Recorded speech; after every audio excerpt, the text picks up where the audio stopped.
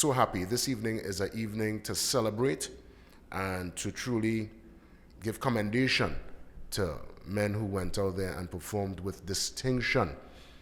Of course, distinguished members of the media, ladies and gentlemen. Jason Williams is my name, and as you know, I've been in the business for many years via hosting and entertainment and media, but my real dream, my heart to heart, if you could talk to my heart, was really to sit where you're sitting today and be a bowler. Trust me, I wanted it bad. I try all how. I train, I run uphill, I run savannah.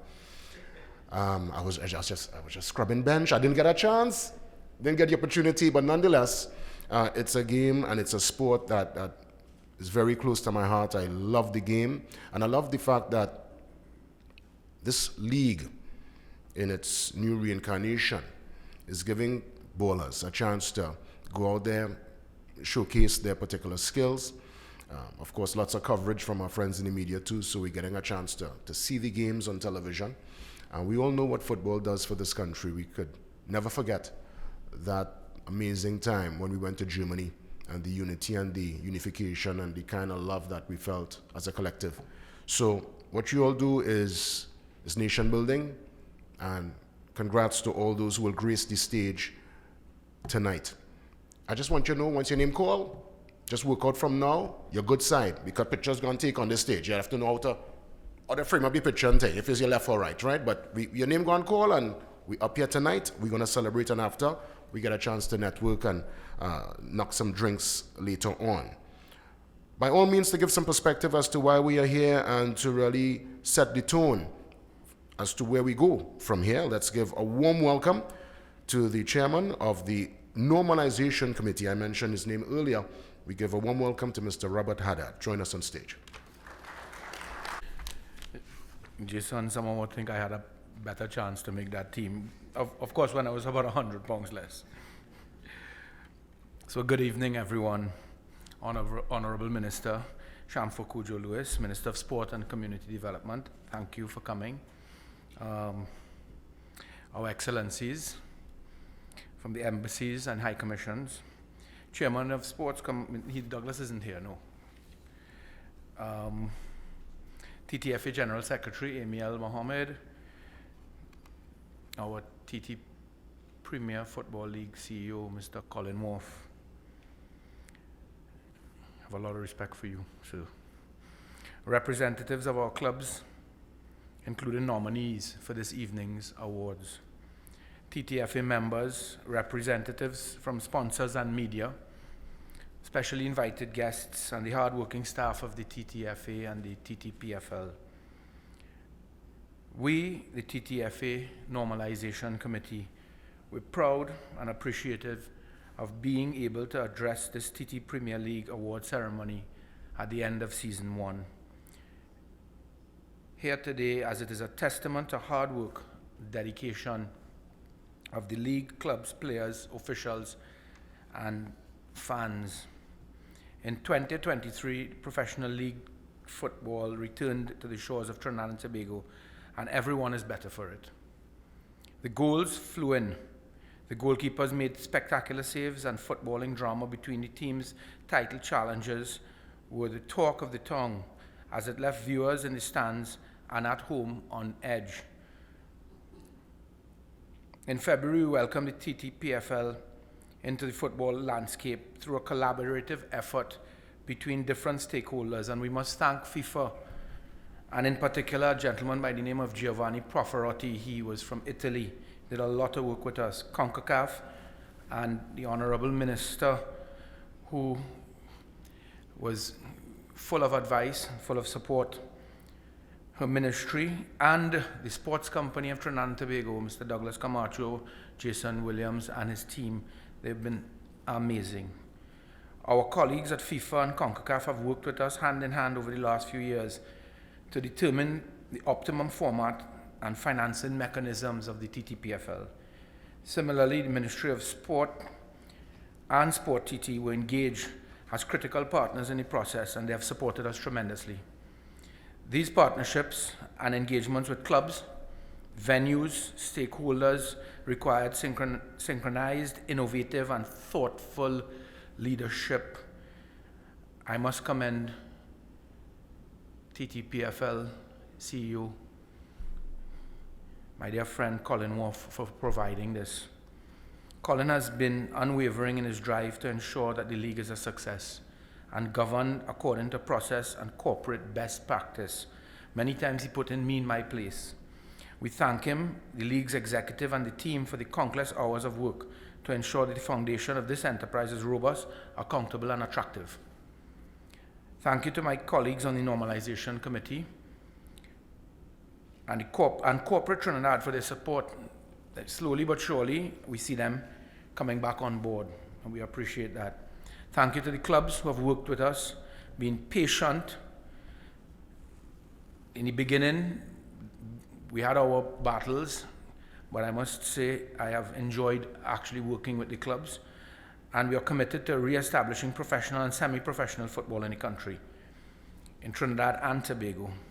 And through your hard work, it has returned to regional competition after a long hiatus, and we look forward to your efforts at the CONCACAF level in 2024.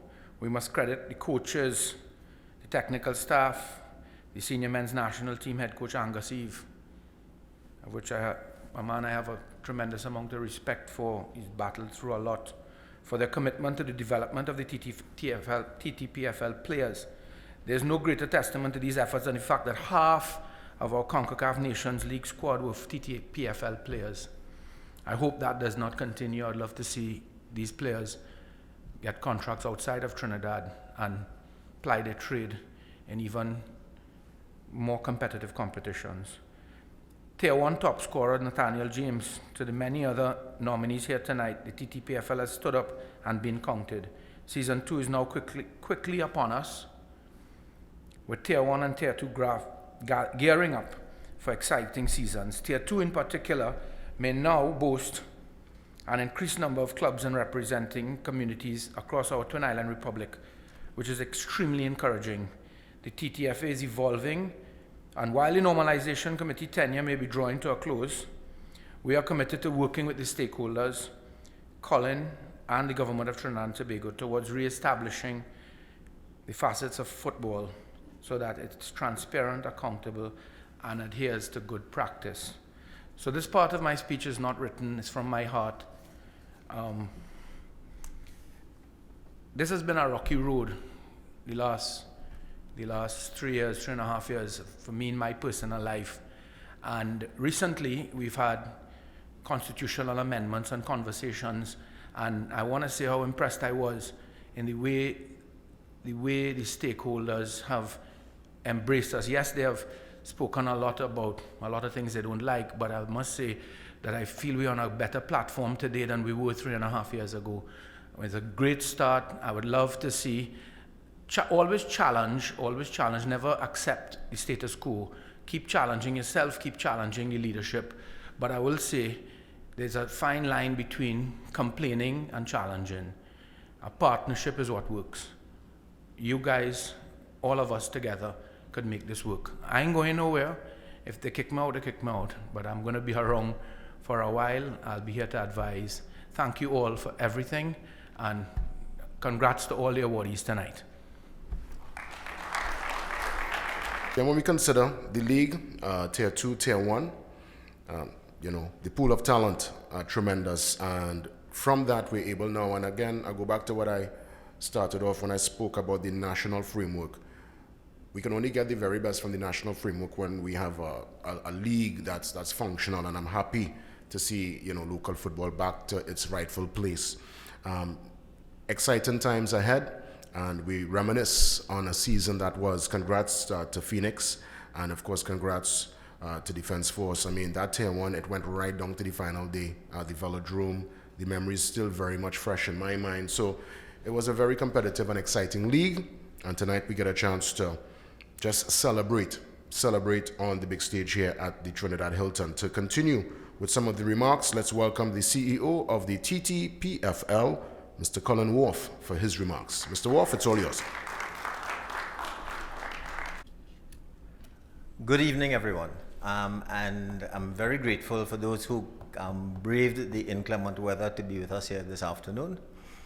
My role is to give you a thumbnail of the season gone and to assure you that sometime towards the back end of next week, a full report for the season will be presented to the minister, to FIFA, and to you guys so you understand in gory detail what the last season was about in terms of building out a foundation for tomorrow.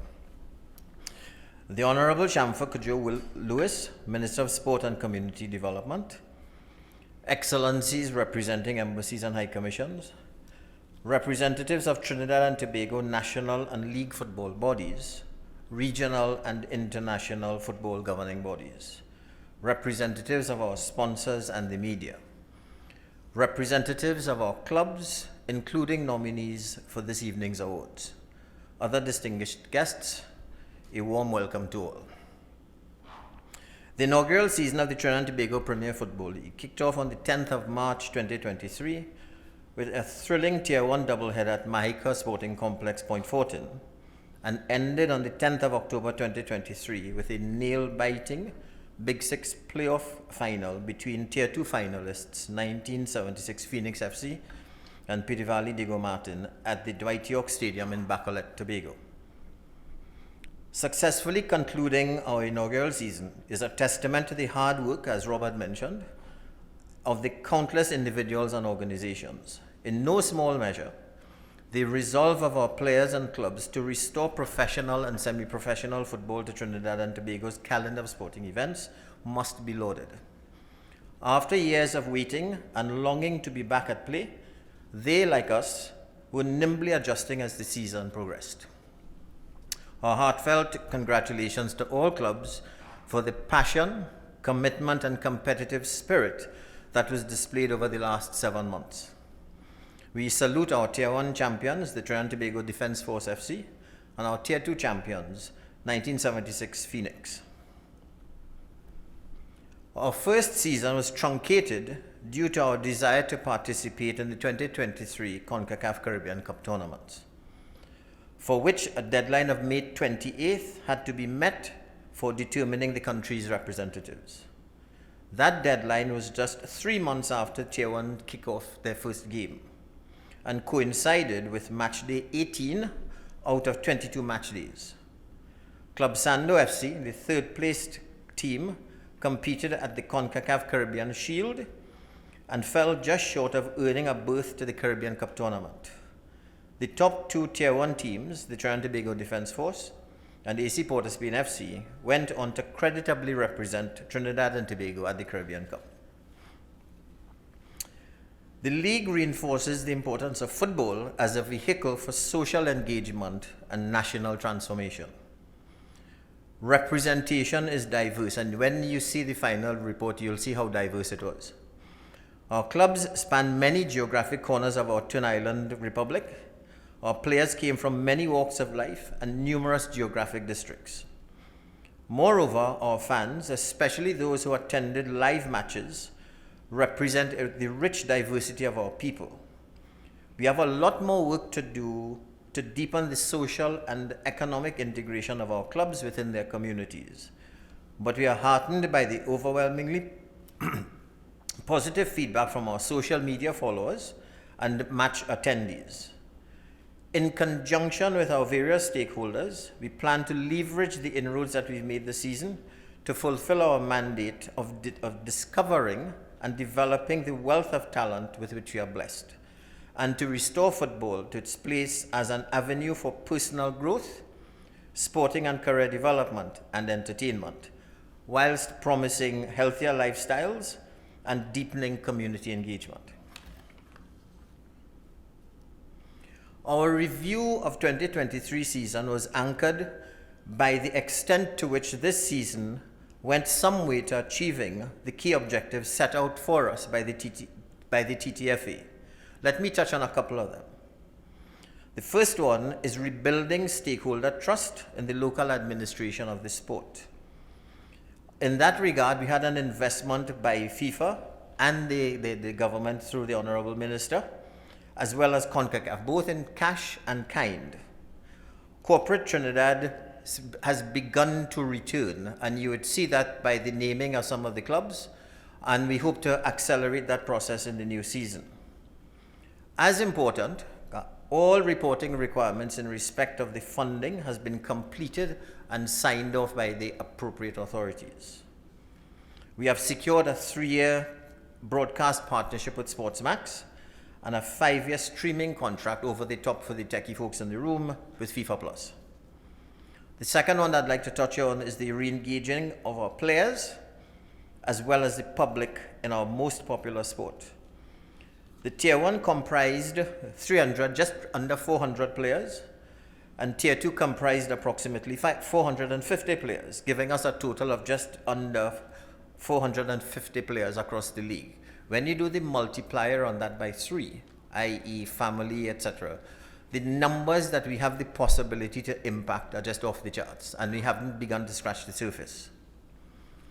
The league has received 10 additional applications from teams wishing to participate in Season 2 in Tier 2, and those applications are being evaluated as we speak. When we began, and for those of us who were around the Pro League back in 18-19 when it was ending, there were very few people in the stadium, so we had a very conservative expectation with respect to crowd, and that exceeded every expectation. And as JW mentioned, the finals up in Arima, the knockout final down in Diego Martin were just off the chart successful. And again, we've got the numbers to demonstrate that by venue, by match, by individual, by team, etc., etc. So when you get the report next week, you will see that. The moral of the story is spectators are coming back. Creating a platform for the development and showcase of our talent. Tier 1 had 132 league games. Tier 2 had 52 league matches and 6 playoff games. As I'd indicated, 846 players, or just under 850, participated in competition. And the statistic that jumped out at me, 255 of those players, or roughly 30%, were under the age of 22. That's a huge statistic. The numbers over 30 were a lot smaller, which is wonderful. 83 games were broadcast, and 58 were streamed via FIFA Plus. And those would be the techie again amongst us would know the access on the streaming devices. These, combined with other media personnel, traditional media, TTT, CCN, media houses, social media creators, generated a tremendous impact in terms of our reach. So a lot of people were watching you. Social media, Facebook, we had 340,000 reaches. We had on Instagram 400,000 reaches. That is people that saw what was going on. Twitter had 105,000. What we did not get is the engagement. And that represents a huge opportunity to engage with the people that we need to get into the stadium. And as Rob said, a lot of the players that played in the league formed part of the Nations Cup team coached by Mr. Eve. As league managers, despite detailed planning, we encountered a number of challenges and had to be flexible and creative in solving problems as they cropped up. Our FIFA-administered postmortem confirmed a number of areas where we achieved the goals that were established at inception, and other areas where we fell short. In the case of the latter, 3 areas stand out. So there's a list, but you bucketed them into particular areas. And the 3 areas were as follows. The need for improved marketing at league and at club level, both game day activity and on social media. That's a biggie, and it is the focus of a project that we're working on with our colleagues out at FIFA. Increased human capital in the areas of finance, in the area of operations, and the need to appoint an independent integrity officer. I'm happy to report that since that report came out, all 3 positions have all but been filled. There are a couple contract negotiations taking place, but those positions have been filled and are going to be an active part of the league going forward. The last one is institutional strengthening at club level. A little bit about tomorrow, looking ahead. Our 3-year plan is geared towards ensuring the sustainability of the league. Achieving sustainability, and this is the bit that I want to really drive home today. Achieving sustainability comes with the vital work of changing mindsets and behaviors whilst developing the requisite infrastructure to support the league. This work demands change from the bottom to the top, or the top to the bottom, depending on how you look at it. The global business of sport is constantly changing, and we have to change our accustomed style of doing business to keep abreast of an evolving landscape in order for us to remain a participant in the global football landscape. Leaving our comfort zones is sometimes the only way to grow and succeed. We're all familiar with the sporting adage, no pain, no gain. Embracing change is painful because it often involves taking unknown and bumpy paths and assuming risks, including the risk to our career. Because we may no longer be relevant in tomorrow's world, we've got to accept, understand, and move on from that. It requires a shared commitment to succeed, open communication, trust in each other, and in the process, arduous work as well as flexibility because things are constantly changing as we move. So kind of like building the aircraft as we fly. There will always be a temptation to abandon the course because it's hard and revert to the perceived safety that existed. Times of change demand strong leaders to be the catalysts for helping team members to understand and buy into the transformation. I repeat that. In times of change, strong leaders must be available to be catalysts for helping team members to understand and buy into the transformation. All of us in this room and those that are looking on that weren't able to make it here today are called upon to be the football change agents, to be the mediums for installing a repurposed ethos to the administration of Trinidad and Tobago football. We invite you to join us on this mission. The TTPFL will persevere in providing a balance of leadership, guidance, and safety nets to our clubs. And FIFA and the Normalization Committee and the government has told us that time and time again. But we need to learn to fish. It is not going to be there forever. And the minister, I think at the last presentation, has made that abundantly clear to us. The good thing from my perspective, when I ran the numbers, and it's the first time we were able to accumulate that information, that the clubs have been pretty impressive in contributing to their well-being, but it is not even. It is some are doing very well and some are, let's just say, not doing very well. We need to get everyone up to a level to be able to survive. A healthy support system will allow clubs to continue to develop a cadre of players from the youth to the professional levels, plus achieve their social and business objectives. Football is a business. Sport is a huge business. Financial viability is a cornerstone of sustainability. So we hope that our joint efforts with the clubs to re-engineer both their operations and at the TTFA will inspire greater market confidence in the football industry as a collective, which will steer the league along the road to financial self-sufficiency, and I can see the minister smiling when I say that. Robust reforms will engender more astute management, leading to greater accountability and transparency. Key ingredients that will inspire the business community to get back partnering with us.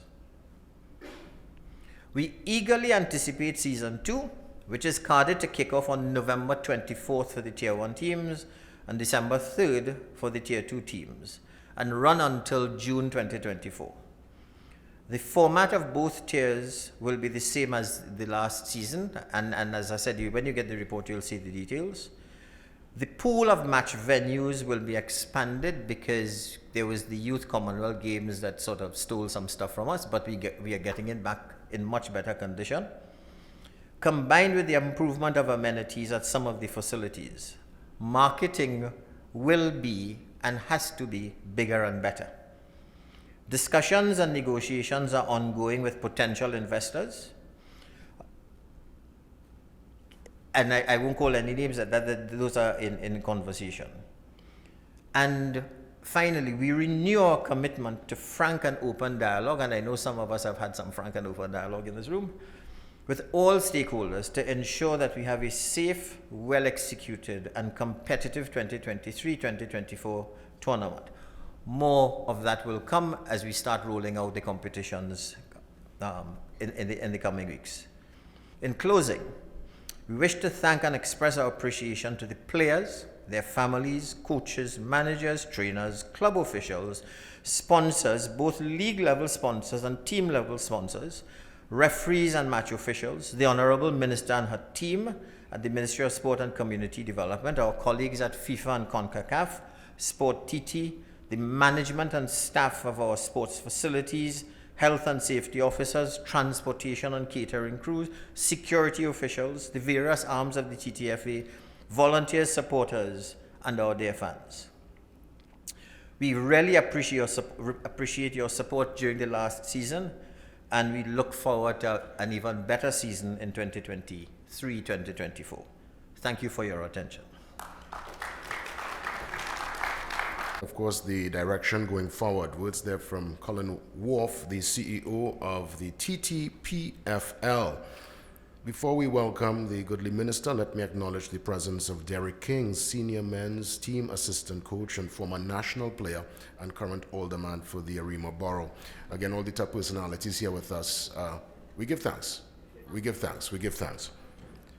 Let's move on now as we welcome the minister for the feature address. Of course, after the minister's address, we will go immediately into the prize giving. So remember, we putting on your celebration face when you step forward, because, you know, the lights, the camera, the action, it's for you this evening. Let's, again, give that warm welcome to the Minister of Sport and Community Development, the Honorable Shamfo Kojo Lewis. Thank you, Mr. JW, for host this evening. Hearty good evenings extended to all of you here. It's a real pleasure to be with you. I want to recognize excellencies representing the embassies and the High Commission. Thank you for being with us this evening. To Mr. Robert Haddad, Chairman of the Normalization Committee. A hearty good evening. Other members of the Normalization Committee, Mr. Nigel Romano, Nicholas Gomez, TTFA General Secretary, Mr. Mohammed. Is he here? I don't see him. He's here? Okay. To TT Premier League CEO, Mr. Colin Wolf, representatives of the clubs, including nominees for this evening's awards. I see a representative from secondary school football here with us. A real pleasure to have you here. Other stakeholders, TTFA members, sponsors, members of the media, specially invited guests, ladies and gentlemen, good evening. For me, it's a real pleasure and a privilege to be here with you this evening. You're small in number. Actually, when I saw the weather, I thought TTFA would have cancelled, but I want to tip my hat to you for rolling right ahead with the celebration, because it's something to be celebrated, and we all ought to feel pretty pleased by where we're at this point in time. I was assigned to the Ministry of Sport, or the Ministry with responsibility for sport. In those days, it would have been Sport and Youth, in 2018. And I was ushered into that ministry with a baptism of fire, with a whole lot of action and bacchanal taking place in TTFA. Let me tell you, it was a spirited welcome. And we have gone through so many different seasons with the TTFA over the years, from the days of providing funding for Pro League, and then also Super League coming right behind, asking for funding too, providing support to the national leagues, and then on the back end, having to provide support for those coming from Tobago, and then the Tobago clubs themselves coming for a separate set of funding. It was just not organized, just not coordinated. So to be here with you, this is what, 6 years later or so? And we're in this, or should I say 5 years later, and we seem to be more structured. There's much more happening in a harmonized way. It's no cliche for me to say I feel privileged to be in your presence, because I know where we've been and what we've gone through together over the years. So this evening we gather to celebrate, and there has been a lot of talking for the evening, and I must say I fear that you may not remember what we all would have said here this evening, but I would add my 2 cents as the third or fourth speaker on the agenda. And like Manchester United is struggling to find form this year, and Chelsea is looking for a decent coach, I continue in the struggle. I would soldier on, and hopefully you would remember the core, or should I say the crux, the meat of what I have to share with you this evening. The very fact that we're at an award ceremony and we're celebrating achievement, it's, I think, it's something we ought to be very happy about, because it says that something has happened over the years to cause a celebration. When TTFA, or the Normalization Committee, came to the fore and announced this league, I think it was last year, there were so many people who were saying it would flop, it would not be a success, people who said they were not consulted and so on. And at one point in time, we were wondering if this thing was really going to happen. And the media at that time was calling every minute, do you think it's going to happen? Is the government on board? And you know, the usual confusion and bacchanal, that's a wrong sport in Trinidad and Tobago. But you soldiered on, and you went ahead and you got your teams, you did your homework. There are times when you came to the ministry saying we are ready, and I'm saying to you, no, you are not. Go back and talk to your people and come again. And you went back, you did your work, you got your teams together, you got them in order. You did not half step. If CONCACAF, if FIFA required a certain requirement or expectation, you tried your very best to ensure that you raised the standard and up the ante, and ensured that your teams and your stakeholders were operating within certain boundaries and doing what you're supposed to. And I think that ought to be commended. So the very fact that we're having a celebration, it says that you have done something right to bring us to this point. I think that this award ceremony is a good marker as to the excitement and the interest in the many thrilling encounters leading up to this event. And while some winners are already known, for example, Defense Force FC, and of course Phoenix FC, coming out of my constituency in Tobago. No, we did not cheat, they earned their wins. And I want to salute, of course, one of my favorite, Michael Jem Gordon, also from my constituency, top scorer of the league. The intrigue of discovering who is named top footballer of the year, the best goalkeeper, etc., that excitement would be left for later, and it gives you something to sit to the edge of your seat. It would be remiss of me if I didn't mention Nathaniel James, leading scorer in the Tier 1 category with 15 goals to his name. He also scored the winning goal against Curacao just a few weeks ago. I want to say to you, Mr. James, keep the fire burning. On behalf of a grateful nation, we say sincerely from the bottom of our hearts, we thank you. However, I have just one request. Please don't leave the action for so late in the game. Yes, between you and Between Trinidad and Tobago football and West Indies cricket, I don't know who is going to give me a headache or a heart attack first. So I say, bring the fire, bring the action, keep the fire burning. I want to extend to you, Mr. Nathaniel James, best wishes as you proceed to Jamaica. For your new club in Jamaica. I want to commend you and salute you and express to you best wishes on behalf of the government and the people of Trinidad and Tobago. I think that you are one more solid example of determination and discipline and dedication to your craft, and that could only result in tremendous success for you. You're also a role model for so many other youngsters in Trinidad and Tobago, the young people who are coming up. So we really want to tip our hat to you this evening. Allow me to extend sincerest congratulations to the Normalization Committee. So much has been said. So much has been said, and at some point in time, we had people worrying about their personal reputation. And as a politician, it was interesting to watch because we go through this kind of character assassination just about every single day. And here I am watching people who have dedicated their time, their talent, and their hearts towards improving football and restoring football in Trinidad and Tobago to its former glory be dragged. And they get to experience for a little time, for some time, what it is like to be on the front line or a politician, because believe you me, Trinidad and Tobago football have more politics than politics itself.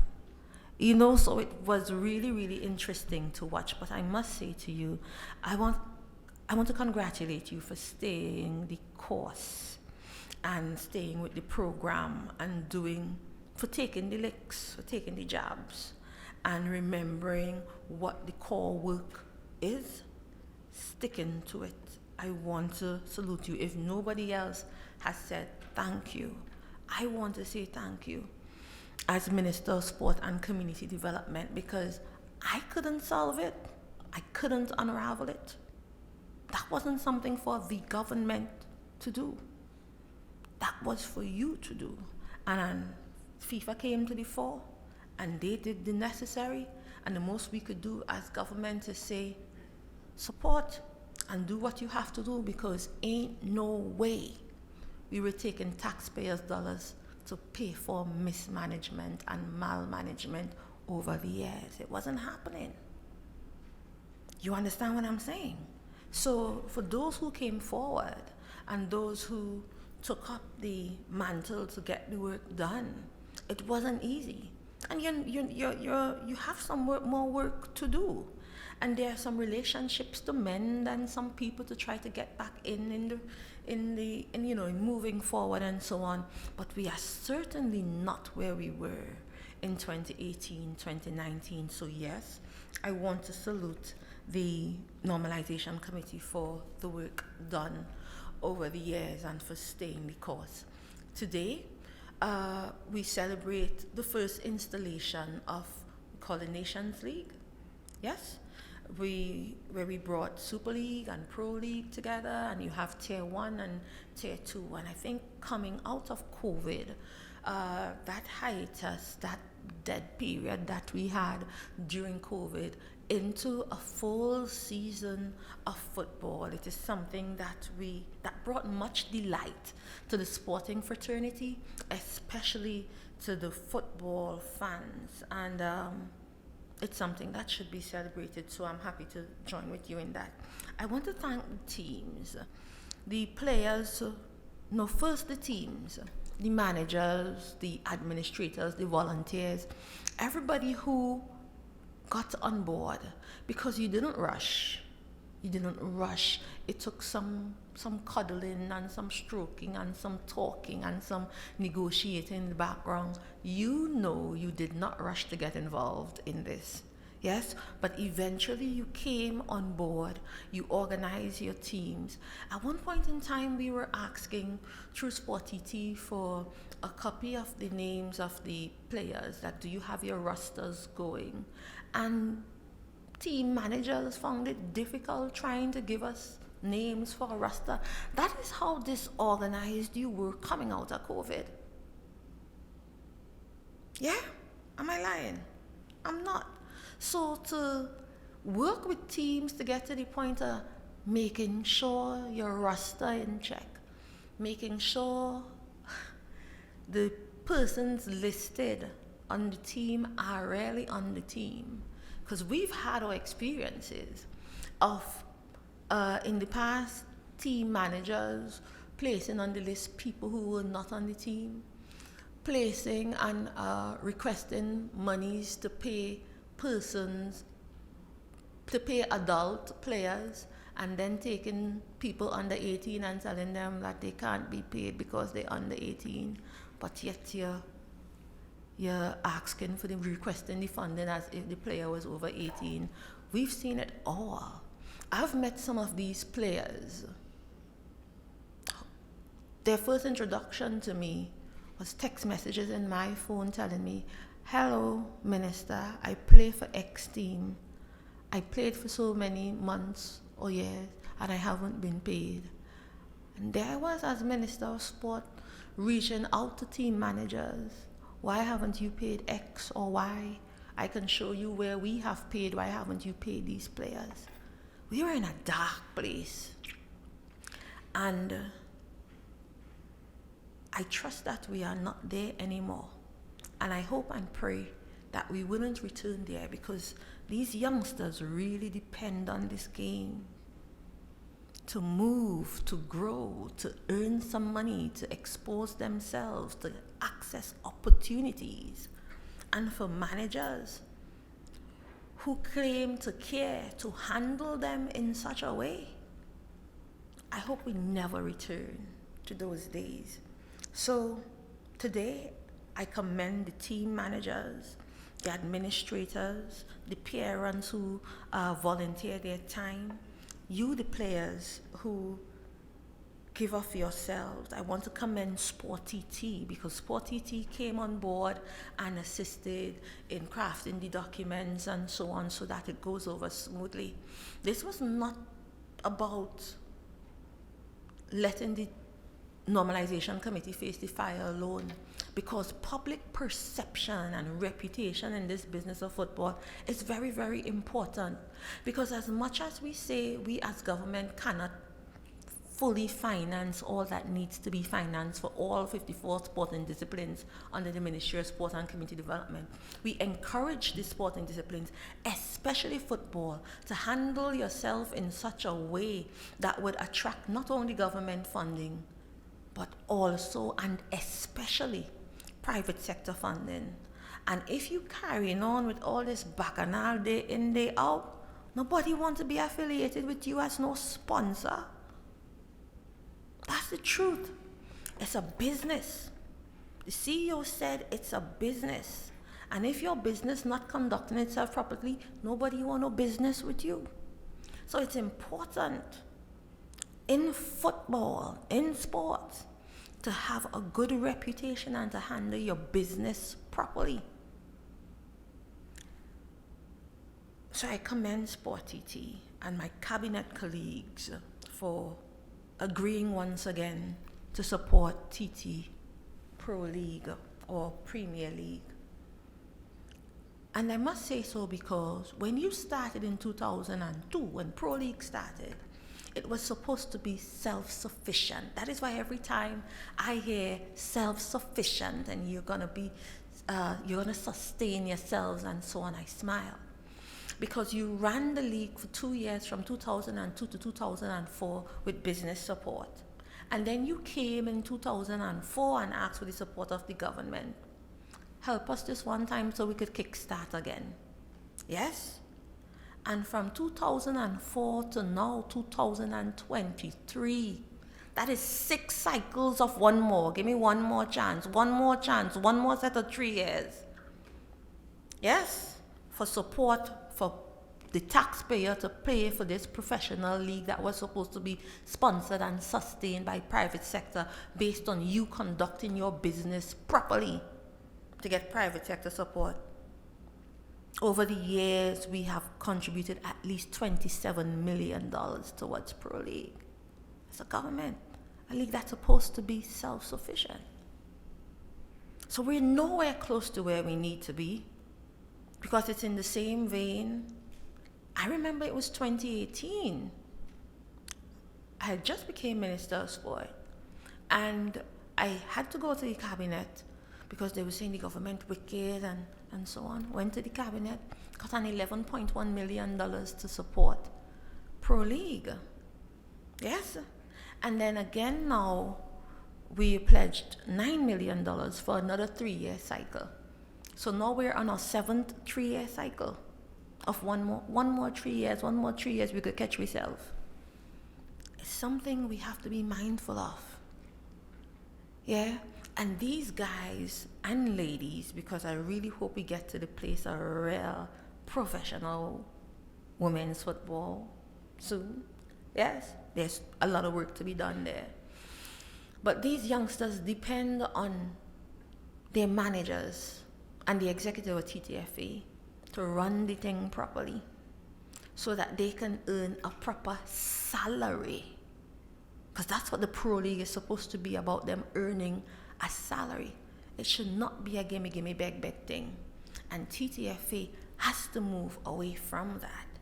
And sporting disciplines, national governing bodies have to find a way to carry themselves in such a way. And as a business, your functions, your activities, your programs have to be done in a professional way, so you would not only attract government funding, also private sector funding, and market yourself in that way. So I want to once again challenge corporate Trinidad and Tobago to make a more concerted effort to increase the level of investment for sport development in Trinidad and Tobago. We as government, I remember in 2019, Minister Imbert had enhanced the support as it relates to when you get business to invest, we give you these tax concessions and so on. How many businesses have taken advantage of that? Not sure, but I know very limited. Very, very limited. The support from private sector can be so much better, and we can get so much more done. From 2015 to date, we have placed in the hands of national governing bodies and individual athletes at least $350 million. Whether it's TTFA, Trinidad and Tobago Cricket Board, Volleyball Federation, hockey, rugby, netball, you name it. The government has been the main sponsor, primarily main sponsor, sport. We have to get private sector on board in a more robust and consistent way. It should not only be we had to drop the bandwagonist behavior, that only when we do well, people want to come forward to say, hey, we supporting, here's a little thing. And it's not consistent. So we call on private sector, corporate Trinidad and Tobago once more to get on board. Just the way that's a part of the Jamaican DNA. We like to compare ourselves to Jamaica, and we speak about their excellence in sports and so on. Much of their sponsorship does not come from central government. It comes from the private sector of Jamaica. We have to get to that place. But then we also have to conduct ourselves in a way that would want them to invest. So this evening is all about celebrating our footballers. This game would be nothing without our athletes and their supporters. Week after week you turned up, you showed up and you showed out, and the following was good. And you gave your managers reasons to sleep well at night, and you showcase yourself and your talent in a wonderful way that causes us as government to continue to invest in sport, to see you dig deeper and reach for the stars. So we're happy to celebrate with you this evening. And while this is not the Ballon d'Or, which confirms one player as the greatest the world has ever seen, gifting him the award not once, twice, 3 times, but 8 times. These are your awards, small tokens of appreciation, and I think it symbolizes your stellar accomplishments. And I trust that when we give out these awards this evening, there'll be much discussion as to who deserves and who didn't deserve, but we hope that you see it as our way of saying, or TTFA's way of saying, thank you, we celebrate you, and we look forward to more spectacular things from you. Now, the person who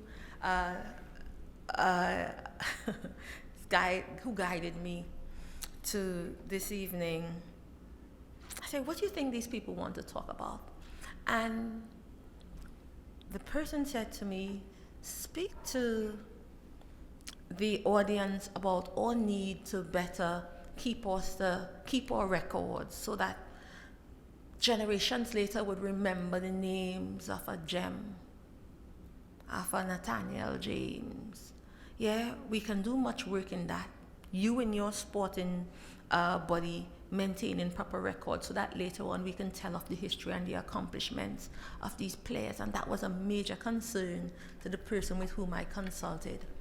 But I want to segue from that because my major concern, my worry, my fear is as we get closer to the completion of this work of the Normalization Committee and we get back to the place of TTFA returning to its former glory and conducting its business as a football association in the region, will it stand?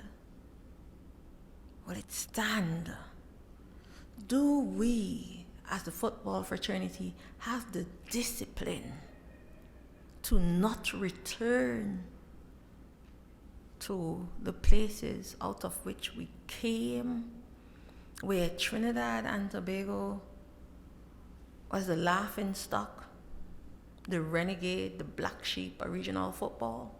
After all this work, after FIFA stepping in, after going through these years of the Normalization Committee, these administrators and managers and the leaders and the executive, who half of them can't play football no more. It's the truth.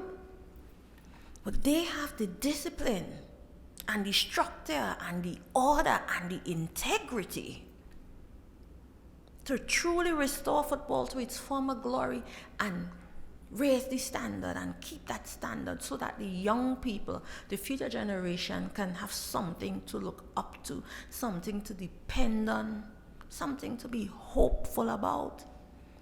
Because if after handing over from the Normalization Committee back into the whole TTFA construct, and we return to the same bacchanal and confusion and mismanagement and malmanagement and thieving and cussing out and it will be a sad day. A sad day. And all these years that we have spent trying to rebuild, trying to pay off debts, trying to restore order, trying to save the reputation of Trinidad and Tobago football will redound to nothing. And ain't nobody want to be affiliated with that. Not me for sure. So, whilst my colleague or mentor worried about having the archives kept and people remembering your names, yes, I'd like to see that too. But I'm worried about, will this thing stand? Football is everybody's game. Whether you know how to play it or not, it is what brings us out and have us united. Sports does that for Trinidad and Tobago like nothing else can. Yeah, football is a poor man's sport because you go into the corners of the ghettos and the hard places and you find crazy talent, unmatched skill. It offers hope. It offers opportunity for young people to go out there and be drafted and be a part of a team, and provides hope for the young ones coming up. And for people who thrive on darkness to take over football after all this work, it would be a sad day for all of us. So it's something for us to think about. And everybody in this room have a role to play. And you, from your different clubs coming out of your different communities, it's your responsibility. I've stood here as Minister of Sport from 2018 to now, and I've watched clubs and persons elect people who they know not fit to lead them. They get in their bacchanal and then they call in me to outfire. Nobody put a gun to your head when you was voting. You know John Brown is a mismanager. Yeah? You vote him in. You sat in your meeting and you voted him to be part of your executive. And when we have problems, you're calling me to outfire. That's your responsibility. That's your responsibility in your club, who you elect to lead your club and who you send on to the executive. Those of you from Tobago, Alfred, you see me? Yeah?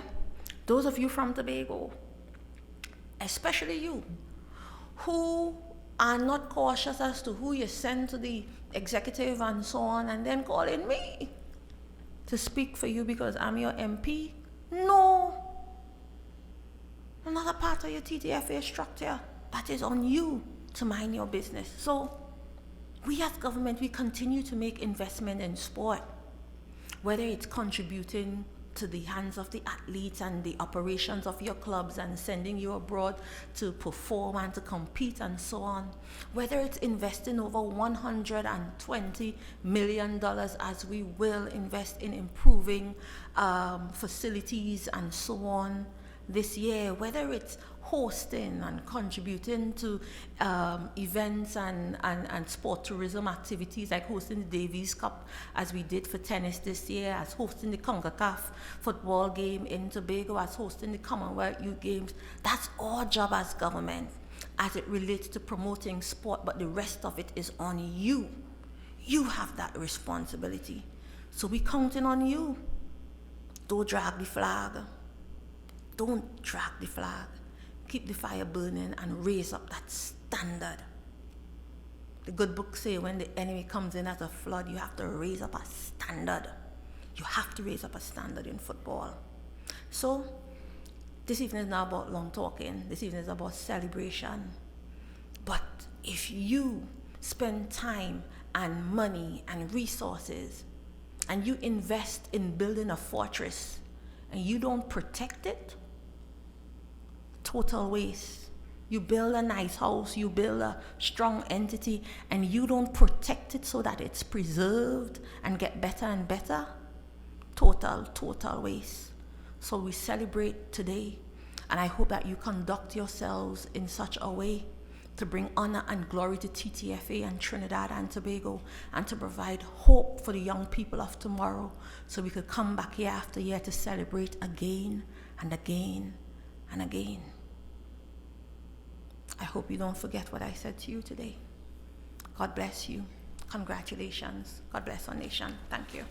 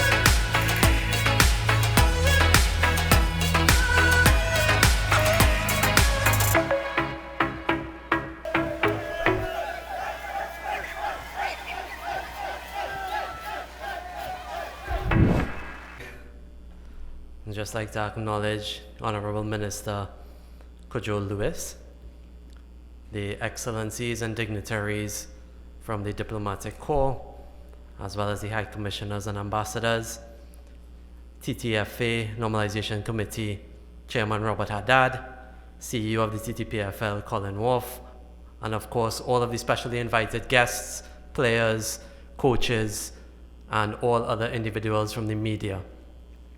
Before we head into what some may term the substantial award portion of this evening, it would be remiss of us not to identify and acknowledge some of the individuals that were crucial to the successful staging of the TTPFL in Season 1.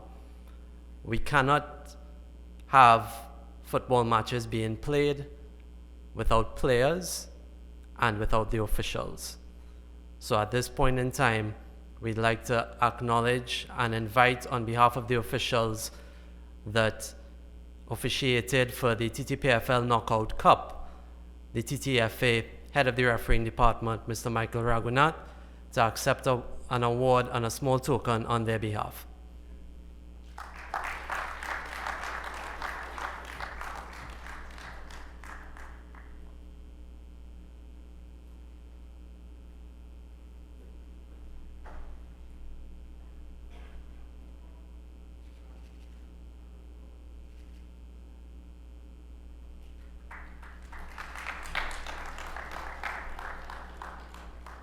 The next award that we have coming up now, it was alluded to in some of the previous addresses that there was a method, there was a process, there were systems in place that clubs had to abide by to be able to be licensed to compete in either TTPFL Tier 1 or Tier 2. This club licensing process, which was guided by the CONCACAF guidelines and had specific criteria for clubs to adhere to in infrastructure, sporting, legal, and financial. So only licensed clubs were allowed to compete in Season 1, and that is the exact same scenario that will take place for Season 2, which will kick off in a couple of weeks. Adjudicating on these matters were not myself, were not any of the members of the Normalization Committee or the executive, but an independent body of professionals who reviewed each and every one of the submissions of the clubs. And we would like to now acknowledge on behalf of that first instance body, the chairman of the body, for all of the hard work that they've done in Season 1 and that they're currently going through as we speak up to last night for Season 2. So I'd like now to invite Mr. Christoph Brathwaite, the chairman of the first instance body, to just accept a token of appreciation.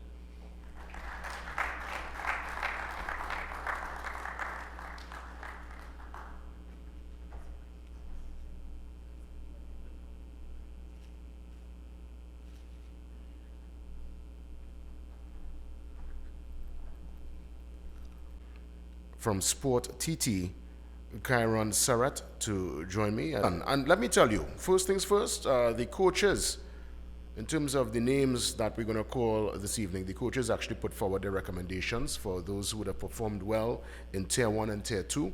And that is how they came to their decision as to the top players in the different categories. So we will start with Tier 2 as it pertains to the goalkeeper. And this is for goalkeeper of the season, as mentioned, Tier 2. Cleon John from Police. I'll call the nominees and then, of course, I'll call the eventual winner. So we acknowledge Cleon John from Police, Dylan King from QPCC, Queen's Park, and from Phoenix, Devon Daniel. The top goalkeeper for Tier 2 is from Phoenix, Devon Daniel, ladies and gentlemen. Yes. Full congratulations, and probably let me get some awards music now, something nice and awardsy. Yeah. Yeah, a little something to, a little brass, a little jazz, something. All right. So congrats to you, man. Top goalkeeper in Tier 2. We move on now to Tier 1. In no particular order, we'll call those who have made the cut. Marvin Phillip from AC Port of Spain, from W Connection, Denzel Smith, and Christopher Bigot from Defense Force. Your winner, best goalkeeper, Tier 1, from Defense Force, Christopher Bigot, ladies and gentlemen. And a very special mention to Christopher, who made his national team debut against Guatemala, kept a clean sheet in that very crucial win. I anticipate a very bright future ahead for Christopher Bigot. Well done. Safe hands. All right. We move on now. And Mr. Sarrett, I want you to stay with me as we get into the Defender of the Season. We'll go to Tier 2 and then we'll move on to Tier 1. Defender of the Season, and the names are there. It's, of course, Jeremiah Bristol, Javon Williams, and Eric Charles. Of course, Jeremiah Bristol from Phoenix. Also, Javon from Phoenix. And I must say, this has to be the longest named team in the entire league, the Pity Valley Diego Martin United. Yes? We acknowledge Eric Charles. And your winner from Pity Valley Diego Martin United, Charles. Eric Charles, congratulations. Yes, man. Congratulations.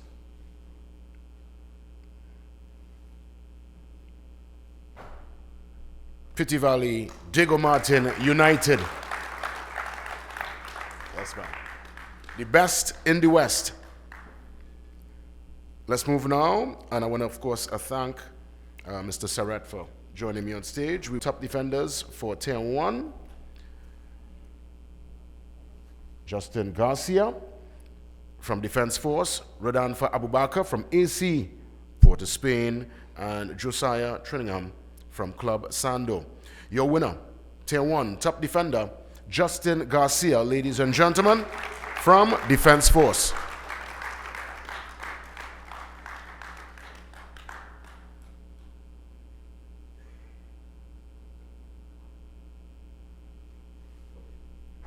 Congratulations.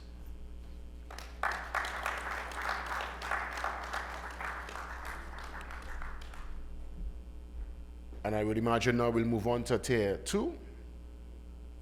That's right. Oh, best midfielder. We'll go to best midfielder, Tier 2, ladies and gentlemen. Yes. Let me just make sure, yes, I'll get in the information here, and let's go to it one time. So we go best midfielder, Tier 2, and the names on screen. Let me acknowledge from, that is it. That is it. I was waiting for that. When I hear the horn, I know, yes. Right. That is it.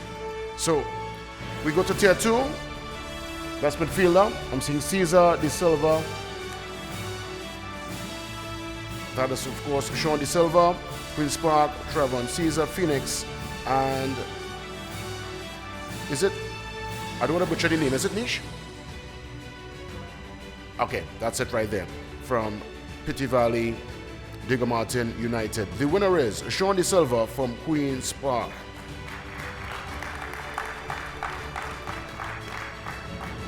That's right.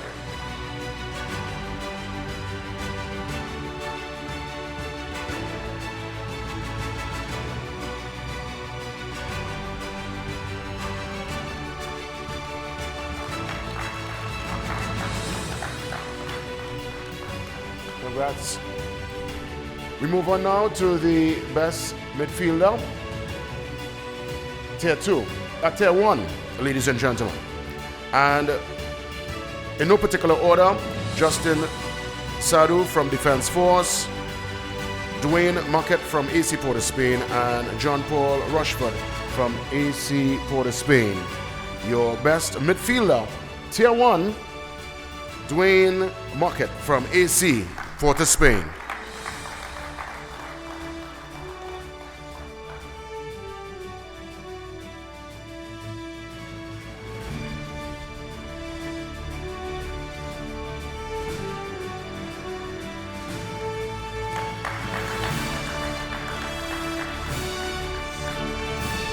Congratulations. Now we head across to, and again, in that regard, let me say a sincere thanks to Mr. Charles, Ministry of Sports. The great performance of Isaiah Leacock from Harlem Strikers, Jason Devonish from Queen's Park, and from Phoenix, Michael Jem Gordon. Your winner is, from Phoenix, Michael Jem Gordon.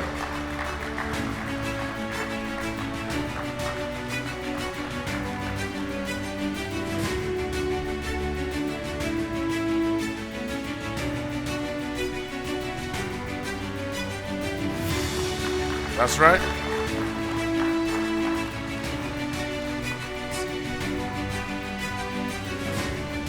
We move now to the Tier 1 Best Forward. In no particular order, we acknowledge the great performances this season from Brent Sam, Defense Force, Nathaniel James, Club Sando, and Atula Guerra from Rangers. Of course, the best forward without a doubt, Nathaniel James from Club Sando. And I call on the Club Sando owner, Edison Dean, to collect on Nathaniel's behalf.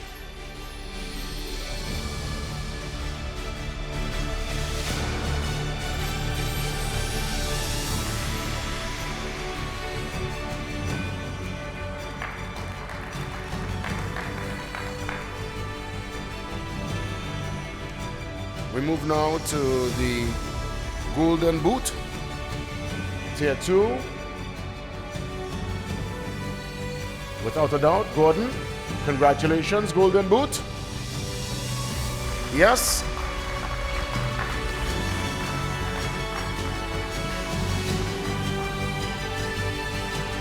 Michael Jem Jordan from Phoenix.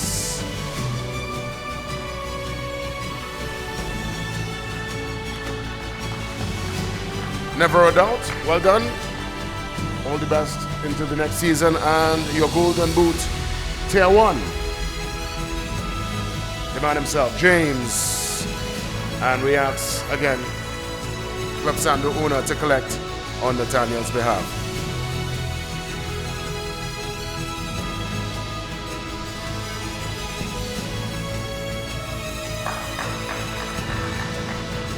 Yes? We're getting ready for the goal of the season, and we'll do a video recap of some amazing goals, and then we will announce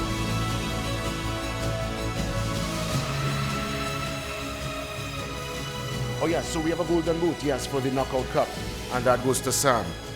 Congratulations in that regard. Yeah.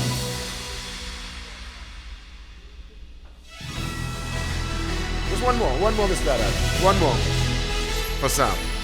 And then we go into the goals of the season. And then we'll play the goal of the season also.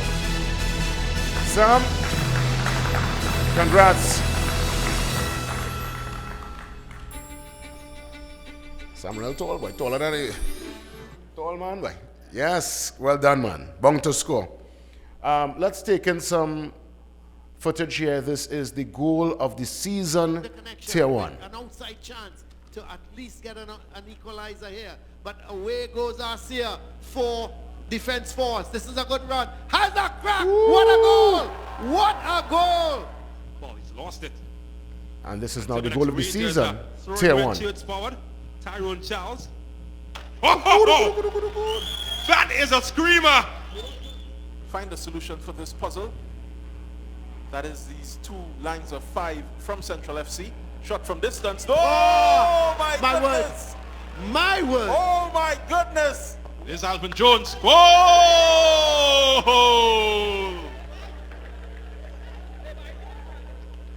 The comeback was completed 2 minutes later.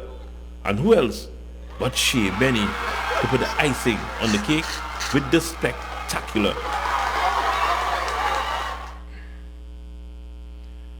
I mean, you call some of them goals, you say up in the Japanese, you know. V's, amazing goals. Round of applause again. World-class strikes. And now, we get ready for the goal of the season. And again, we'll transition.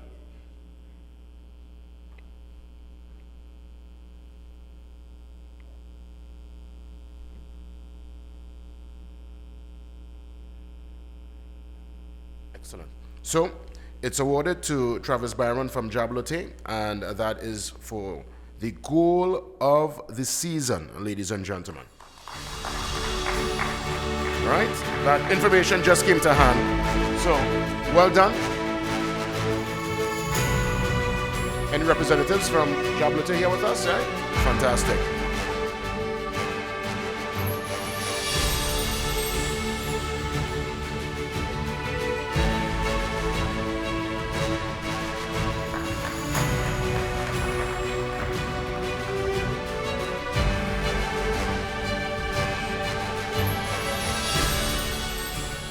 Congratulations. So, as guided by our screen, we're going now for our best coach, Tier 2, and that goes to Nigel D'Souza from Phoenix, FC Phoenix, 1976.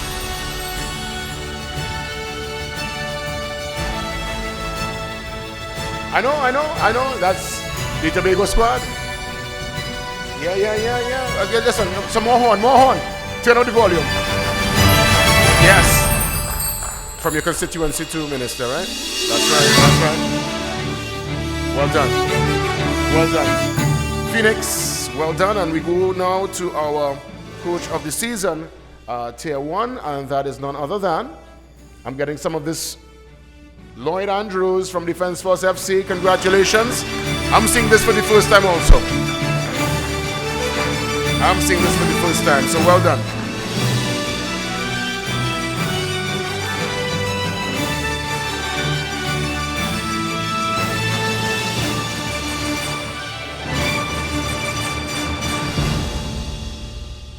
Nice.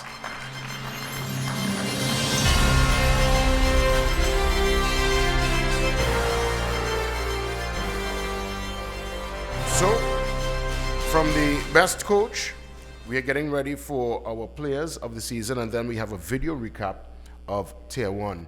So, we stand by. Just a few more to go as we celebrate the great performance from our season. It's back, local football at its very best. And as we get into the next season, we look forward to more action. Now again, to all our media partners, our friends at Sportsmax, TTT, the CNC3 Sports Desk here with us, Wired 868, we thank you so much for the coverage. And by all means, we step into some more. So, we take your attention back to the big screen as we get ready for our player of the season, Tier 2. And to distribute this auspicious prize, let me call on the Honorable Minister of Sport and Community Development to join me on stage. So, you're seeing the names there, our top players.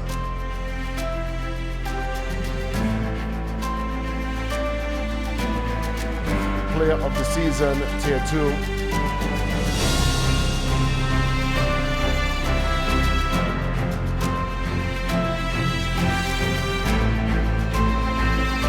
Sean De Silva from Queen's Park.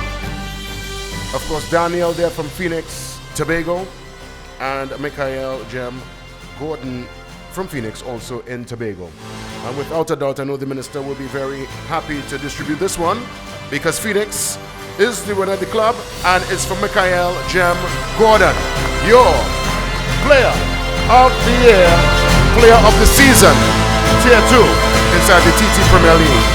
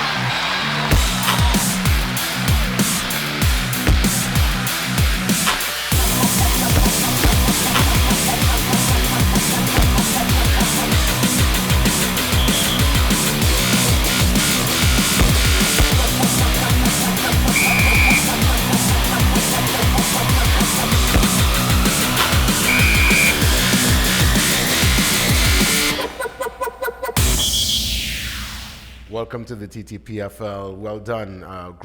We're getting ready for the final set of awards this evening. And let me again call on Emil Mohammed to join me, General Secretary, as we distribute the third place Tier 2 winners. And without a doubt, we congratulate the Harlem Strikers. Representatives or representative, join me on stage. Put our hands together for our Tier 2 third place, Harlem Strikers.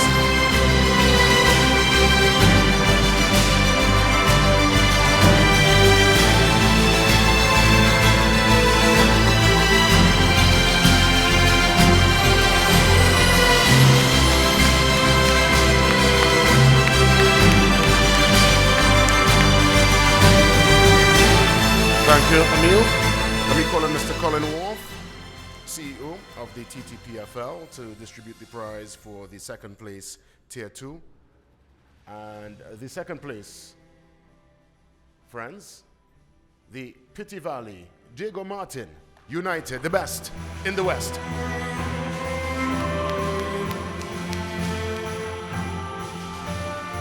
I won't lie, that is a picture for your money. I never see a keeper. That the official shot it, I love it. Yes, that is it. Best in the West, Pity Valley, Diego Martin United. And Minister, we ask you to join us one more time. We will distribute, of course, first place for the Tier 2 and the Tier 1. So, without a doubt, this is a beautiful moment for Tobago, for football, and for our friends, players, and fans of FC Phoenix. You are the champions. Step up and claim your place on the stage. Congratulations.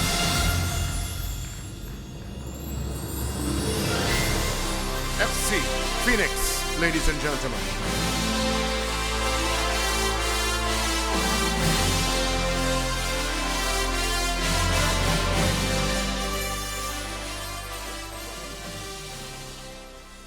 So we'll have the same team joining us for the third, second, and first place. So Emil will join me, then Colin, and of course the Minister to distribute the final prize of the evening. So Emil Mohammed will join me one more time as we get into the third place for the Tier 1, and that is the Tiger Tanks Club Sando. Congratulations to our team and our friends from the Southland.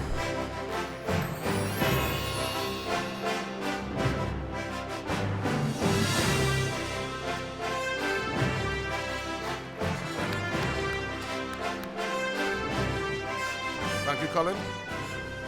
Our second place for the Premier League Tier 1 AC Port of Spain. It went down to the final day. That was a nail-biting the velodrome. Rodanford will join us on stage. I look forward to the next season matchup between AC Port of Spain and Defence Force. That will be very, very interesting. The new Classico in the local league. And without a doubt, we invite the Minister again as we celebrate with the first place, your winners of the Tier 1 inside our TTPFL. Congratulations to Defence Force FC.